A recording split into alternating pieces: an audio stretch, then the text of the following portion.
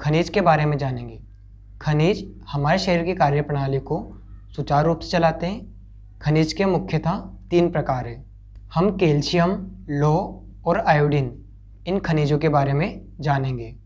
Calcium खनिज हमारे शरीर में दांतों और हड्डियों का विकास करता है और उनको मजबूत बनाए रखता है। आपने देखा होगा जब कभी चोट लग जाती है तो उस स्थान से खून निकलने लग जाता है और वह अपने आप रुक जाता है। यह कैल्शियम के कारण ही होता है। कैल्शियम रक्त के बहाव को रोकने में भी सहायक है। कैल्शियम हमें मुख्यतः दूध और दूध से बनी हुई चीज़ों जैसे कि पनीर, छाछ और हरी पत्तेदार सब्जियां, पालक, मेथी आदि से प्राप्त होता है। अगला खनिज है लौह, जिसको हम आयरन भी बोलते हैं। इसका नाम तो आपने अवश्य ही सुना ही होगा। यह हमारे खून में हीमोग्लोबिन नामक यौगिक बनाता है जो ऑक्सीजन को शरीर के सभी भागों में पहुंचाने का कार्य करता है। हमारे खून में 3 प्रकार की कणिकाएं होती है: लाल रक्त कणिका, श्वेत रक्त कणिका और प्लेटलेट्स। हीमोग्लोबिन हमारे खून की लाल रक्त कोशिकाओं में रहता है। इसी कारण हमारे खून का रंग लाल होता है। हरी पत्तेदार सब्जियां, अनाज, गुड़ और अनार आयरन के मुख्य स्रोत हैं। आयोडीन, आपने आयोडीन युक्त नमक का नाम तो अवश्य सुना होगा और हमेशा आयोडीन युक्त नमक को खाने की सलाह दी जाती है क्योंकि आयोडीन हमारे शरीर की वृद्धि और विकास के लिए अत्यंत ही आवश्यक है। समुद्री भोजन जैसे मछली और आयोडीन युक्त नमक आयोडीन के मुख्य स्रोत हैं। अब हम विटामिन के बारे में जानेंगे।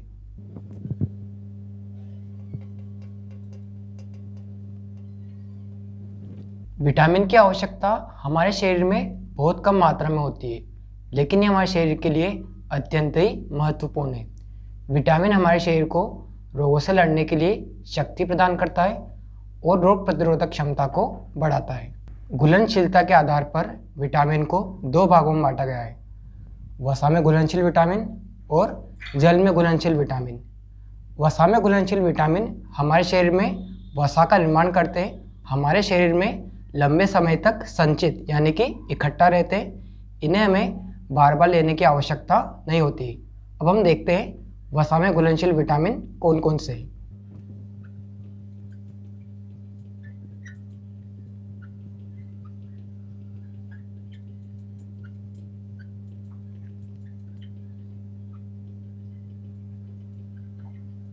अब हम यहाँ पर देख सकते हैं vitamin A, vitamin D, vitamin A और विटामिन के वसा में घुलनशील विटामिन है। जल में घुलनशील विटामिन, यह जलीय होते हैं। यह हमारे शरीर में लंबे समय तक नहीं रहते हैं क्योंकि यह मूत्र के रूप में बाहर निकल जाते हैं। इन्हें हमें बार बार लेने की आवश्यकता होती है।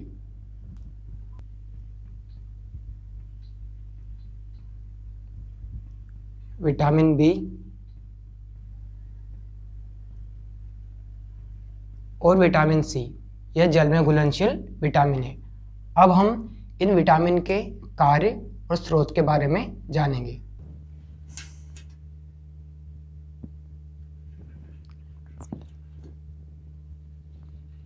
इस सारणी की सहायता से हम विटामिन के कार्य, स्रोत और कमी से होने वाले रोग के बारे में समझेंगे।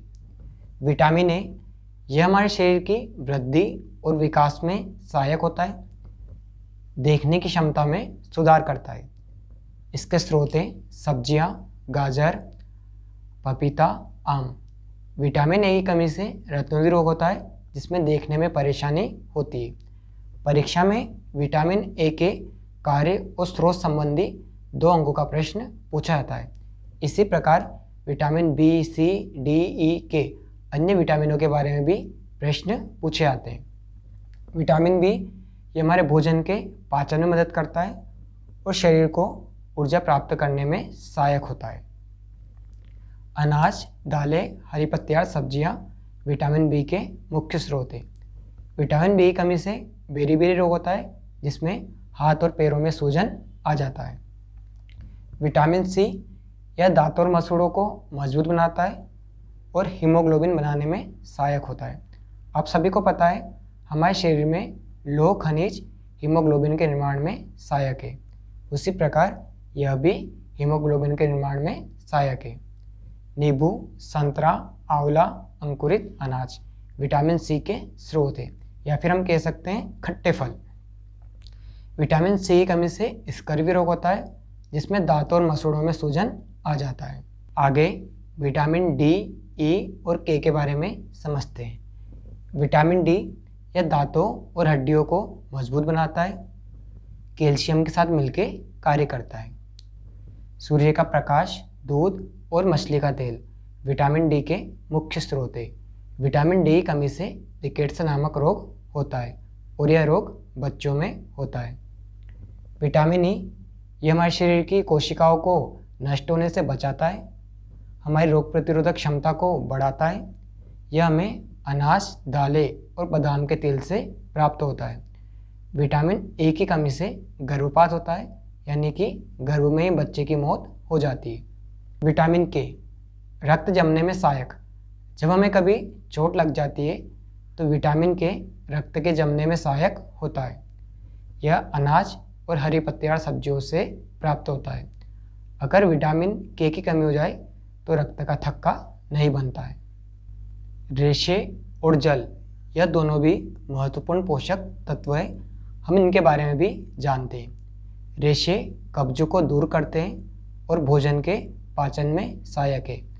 हरी पत्तेदार सब्जियां और फल रेशे के मुख्य स्रोत हैं। हमें प्रतिदिन अपने भोजन में रेशे युक्त भोजन का सेवन करना चाहिए। पानी भोजन को पचाने के साथ ही हमारे शरीर से अनावश्यक तत्वों को मूत्र के रूप में बाहर निकालता है। हमें प्रतिदिन कम से कम 8 से गिलास पानी अवश्य ही पीना चाहिए। इसके अलावा फलों के रस और दूध से भी हमारे शरीर में पानी की पूर्ति हो जाती है। आज हमने भोजन और पोषक तत्व अध्याय के अंतर्गत भोजन के कार्य, पोषक तत्व, कार्बोहाइड्रेट, प्रोटीन, विटामिन, वसा, खनिज, रेशे आदि के कार्य और स्रोत के बारे में जाना।